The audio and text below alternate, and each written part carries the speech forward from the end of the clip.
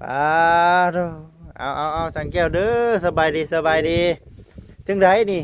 โอ้ยเรื่องช่องเพจบุญแค่ช่องเพบุญโดยเอาแล้วไปอยู่ครบบุกเอาเนาะก็ต้องให้ครบด้วยเนาะไอ้นั่นแล้วจ้ะว่าอ่าบุกครบเขียนเอาแหละ อันนี้ก็เอาบุญมาฝากบ่เลยเอาบุญมาฝากทั้งนาเอ้า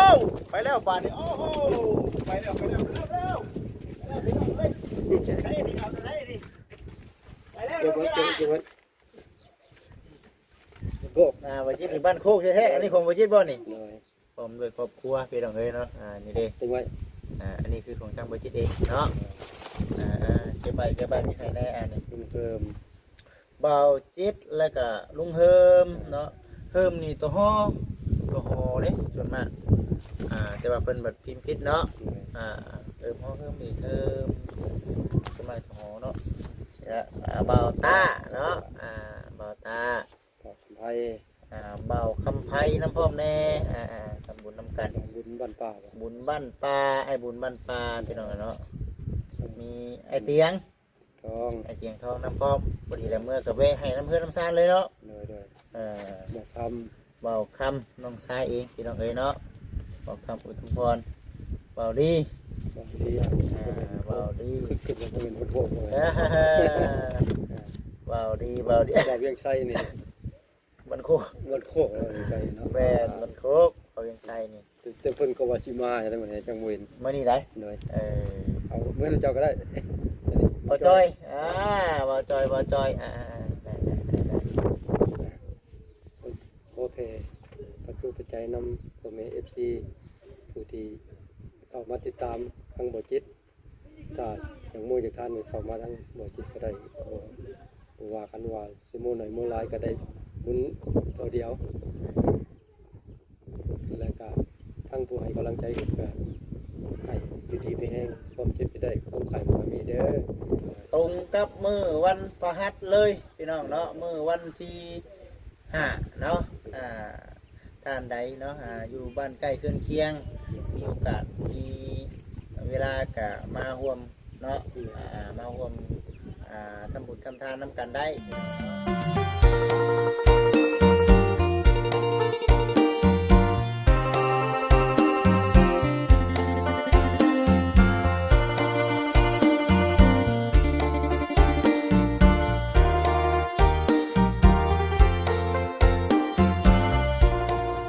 พี่น้อง FC ทุกท่านตั้งฝั่งลาวฝั่งไทยทั้งต่างประเทศเด้อพ่อแม่พี่น้องเด้อพ่อกับบ่จิตคือเก่าเช่นเดิมเช่นเคยเนาะต่ออยู่ที่ EP 2ต่ออยู่ที่ EP 2พี่น้องเอ้ยเนาะเพื่อนชานด้านแป้น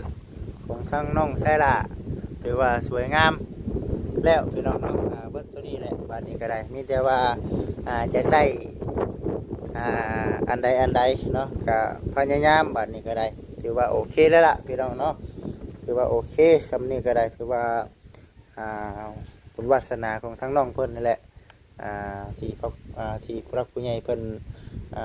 สุดช่วยพี่น้องเอ้ยเนาะแล้วก็ขอบคุณผู้รักผู้ใหญ่เพิ่นหลายลูกมือขึ้นเหนือหัวพี่น้องเอ้ยเนาะคันผู้รักผู้ใหญ่เพิ่นบ่ช่วยโอ้ยครับห้องเฮาอาจสิยังบ่ทันได้ซ้ำนี้พี่น้องเอ้ยเนาะอาจสิยังบ่ทันได้ซ้ำนี้ได้ก็แล้วก็จะฮู้อยู่มันงามน่ะแต่ว่าเฮาเฮ็ดบ่ได้พี่น้องเนาะเฮ็ดได้อยู่แต่เงินบ่พอน่ะก็มีเงินเฮ็ดได้เนาะว่ากับหน้ากับหลังบ่จิตเองก็ได้สวยงามพุ่นเนาะทั้งสังแก้วเฮาป้าโธ่เอาสังแก้วเด้อสบายดีจังไดนี่โอ้ยเรื่องช่องเพจบุญช่องเพบุญเอาแล้วไปอยู่ครบบุกเนาะก็ต้องให้ครบด้วยเนาะไอ้นั่นแล้วจ้ะว่าบุกครบเขียนเอาแหละอันนี้ก็เอาบุญมาฝากบ่เลยเอาบุญมาฝากทั้งเอ้าไปแล้วป่านนี้โอ้โหไปแล้วใช่ดิเอาจะได้ดิไปแล้วโอ้ยลงมาดีเลยลงแต่ลงมาเก็บมาเลยเก็บมาเลย เกี่ยวมาในเรื่องเกี่ยวมาใน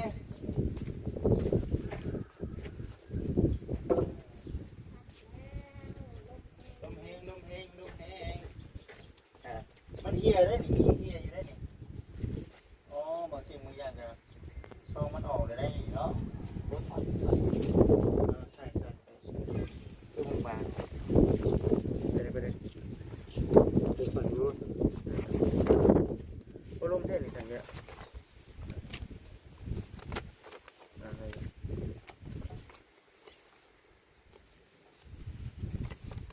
อยู่เนาะตู้บางเองนี่จักเนาะ เป็นลำบางขึ้นเป็นทรงขาวบ่อยมัน โมเมนต์บ่ตัวนี้เมนอยู่บ่ แม่นอยู่ถึงมันเอาไว้ยันบวกปูโอ้โหเป็นตีมาให้บ่หมดซองเป็นเงินทั้งหมดเป็นร้อยหมื่น เ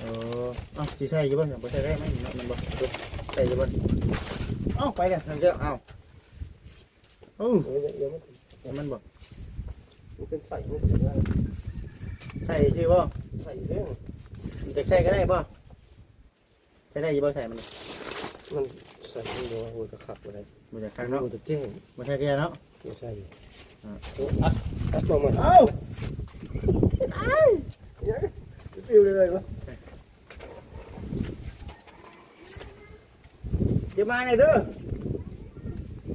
บุญได้ก็ได้พี่น้องเอ้ยเนาะเดี๋ยวยังเอาที่สองมันปล่อยไปแล้วใส่ มีช่องอยู่ได้ยัง ใส่มันไม่มีใส่อัดมาใหม่เลยเปลี่ยนเกะใหม่ตะกี้มันสิบโบราณมีใส่ตัวเป็นมัวๆนะจะไม่ใช่ระบบเว้นหูอัดตัวนี้มาไหม อันนี้บ่อันนี้เลยบ่เนี่ยสุดท้าย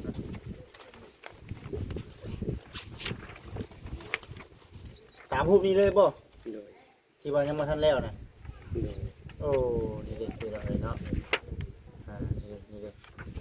มันก็ยังไงซีบ่อันเห็นยังไงเนาะเปลี่ยนมุมกล้องก่อน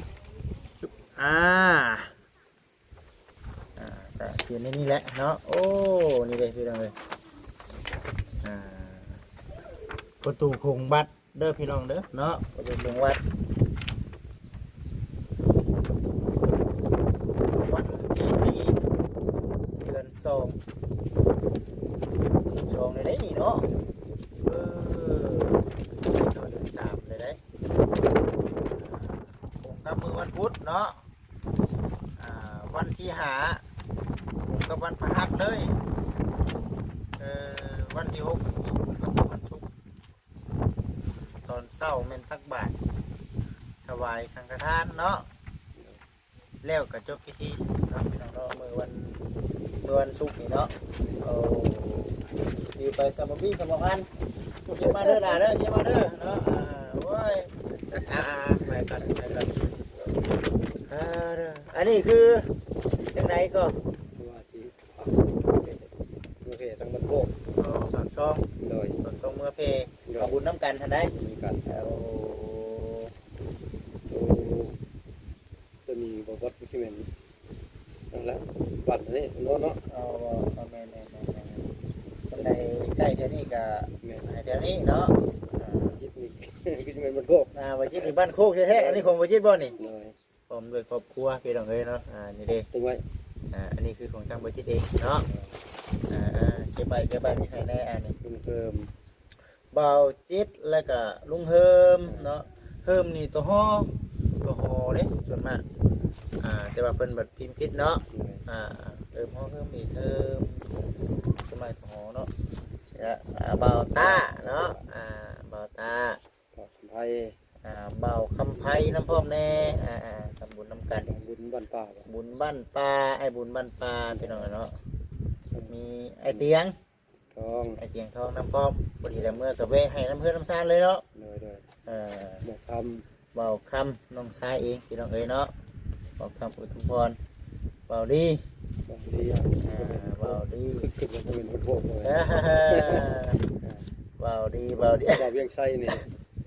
บันโคก บันโคกใช่เนาะ แบนบันโคกเอายังไงนี่ แต่เพิ่นก็ว่าสิมาอะไรแบบนี้จังเวน เมื่อนี้ได้ เลย เอา เมื่อเจ้าก็ได้ เบาจอยเบาจอยได้เดี๋ยวจัดแจงเบาไม่ใครแน่เบาแสนเนาะมามือวันพฤหัสดูได้นี่เนาะกันมาเนาะ โดยมาวันทัดเลยเห็นว่า เฮาสิบอกเพิ่นได้ใดหั่นนะ ตัวนี้บ่จันทร์ อาจารย์เนาะ เลย อาจารย์ก็ยื่นให้ครับนี่เลยพี่น้องเอ้ยเนาะ สาวมันหน้ากับบ่ต้องมี อ่า ครอบครัว สาวบุญกับไอ้ายทองมีเนาะชื่อท่านบุญนี่ชื่อเนาะ เลย นี่เด้ สาวบุญบ้านนาบ่ยาว ไอ้ยาวเนาะโอ้หลายใบเติบเด้นี่เนาะ เลย ทางทีมงานเฮาพี่น้องเอ้ย ได้ยังจะหันกับต้องยังตู้ชิด ตู้ซิดอ๋อนี่ตู้ซิดนี่ ตู้ชิด มื้ออื่นนี่สิได้ร่วมงานกับเราอยู่มื้ออื่นนี่สิไปเวียกกับเราสิพาเราไปหาน้องอ้วนพี่น้องเนาะก็ร่วมงานกันนะพี่น้องเอ้ยเนาะ ยังสมุดตะวันกับสมพรกับสไลเขียนเอาเนาะ อันนี้ก็เขียนก็ได้จะได้สังคมเอามันบ่พอมันบ่พอเนาะมีบ่มีนะตึ๊บสาวมุกลาวันเขียน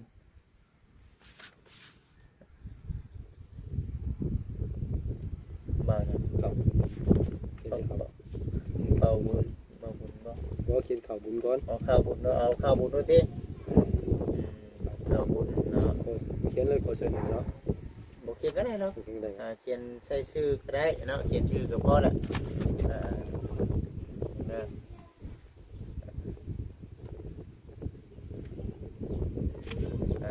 ฐานะเนาะ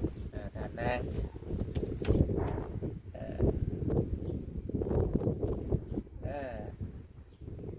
วัด ถูกต้อง ครอบครัวเนาะ ก็ได้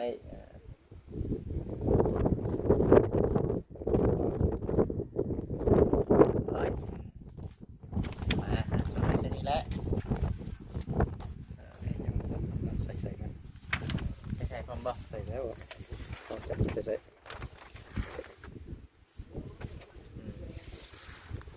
เขาก็เอาบุญไปฝากพระเจ้าพี่น้องเนาะคันว่าผู้เขาพระเจ้าบ่วางกับเรื่องที่จะพามาให้เนาะนี่ก็บ่เป็นหยังเนาะบัดข้าวบุญสาวในต้องให้ทานข้างในเลยเนาะ ไรเนาะ แน่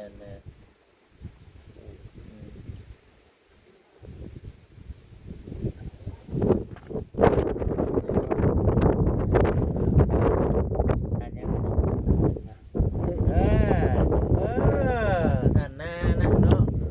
ท่านอะไรถือได้เนาะไอ้ใส่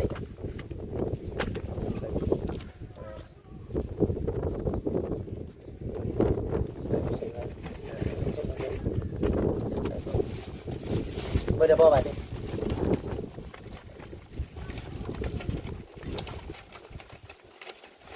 นี่แหละพี่น้องเลยเนาะก็คือว่าอันนี้บ่นี่ใส่มันนะโอ้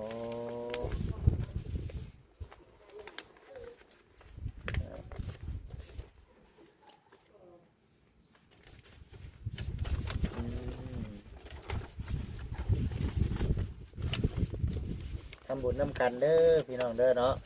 ผมเป็นพี่น้องFCเนาะผู้ที่ว่ากำลังติดตามรับชมคลิปเนาะผมก็จิตกับทางเกี่ยวอยู่ถึงชิโบมีได้ชื่อก็ตามแต่พี่น้องเอ๋ยเนาะกันว่าอยากสมทบเนาะหมู่บุญรวมปัจจิตปัจจัยนี่ก็ได้คือกันเนาะ ได้ อีกตามศรัท คือ ธา ผูกไปน้ำโปเตียงนะประทัดป้อมประทัดป้อมเอิญทำป้อมเตียงกับผู้จักสื่อเอิญ เป่าตูน นะ เป่าตูน ประตูบ่โอ้ เป่าตูนเขียนบ่ เขียน เขียนใส่ก็ได้นะ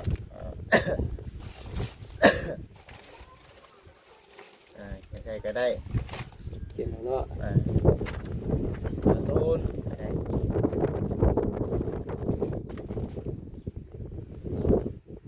ใส่ไปเลยเนาะ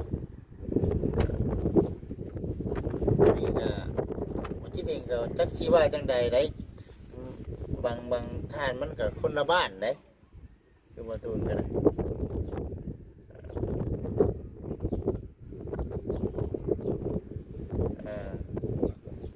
ครอบครัวเลยเนาะเราแต่งงานแล้วเรามีลูกแล้วเนาะก็มาผู้บ่าวนี่พร้อมด้วยครูฮักก็ได้เนาะพร้อมด้วยครอบครัวแหละส่วนมากเนาะซ้อมบุญเอานี่ก็ได้ปรึกษากันพี่น้องเนาะเขียนไว้ได้มาจังชึกกันนะแต่บ่มีหยังไรหรอก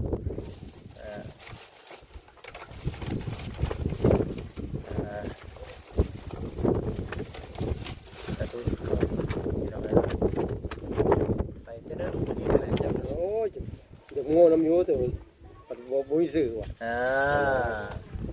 บ่ได้อ่านเวลาเป็นมาส่งซองเด้อ่านนี่โอ้โหเป็นอ่านไหนเนาะ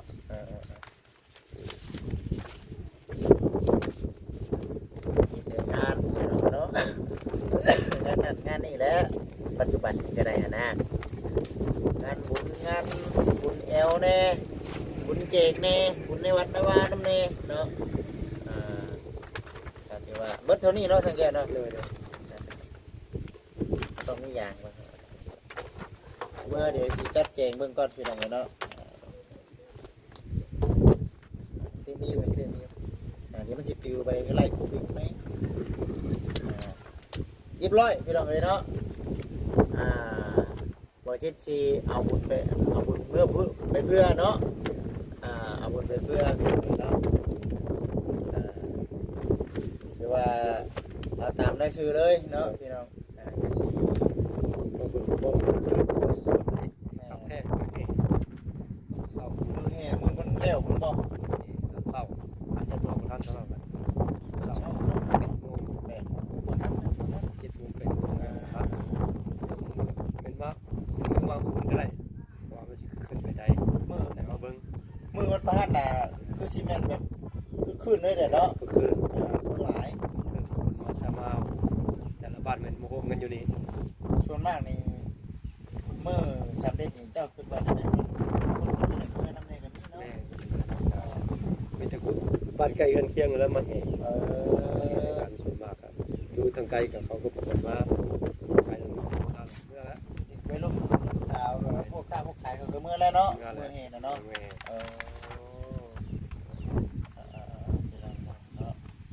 คนน้ำมันล่างไม่เขาได้ใส่มีแบบใดเนี่ยมีแบบยังก็มี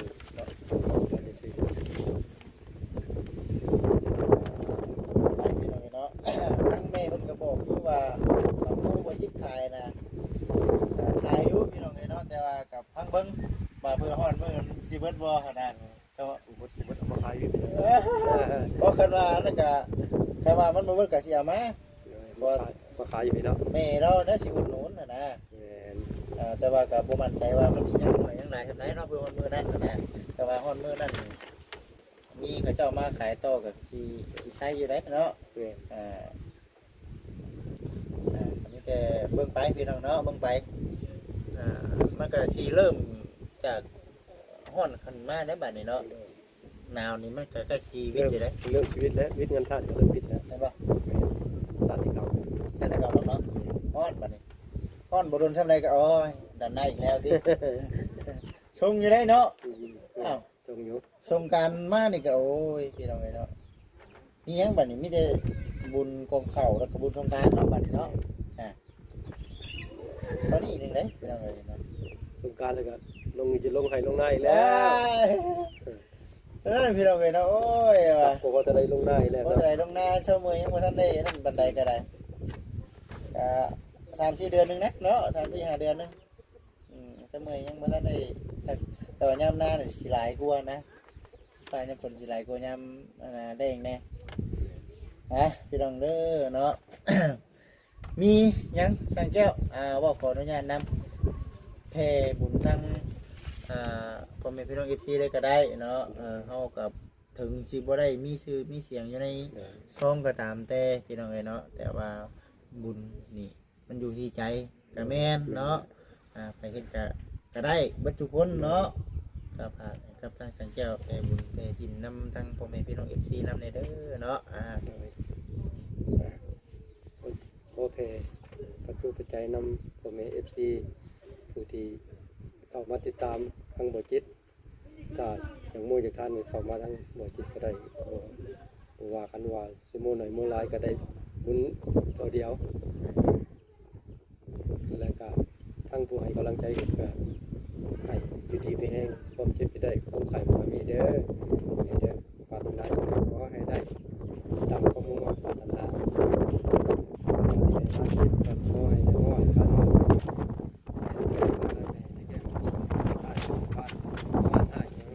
การเงินจังไรบ่ให้ไกลเกินมันเงินสาธุ เนาะ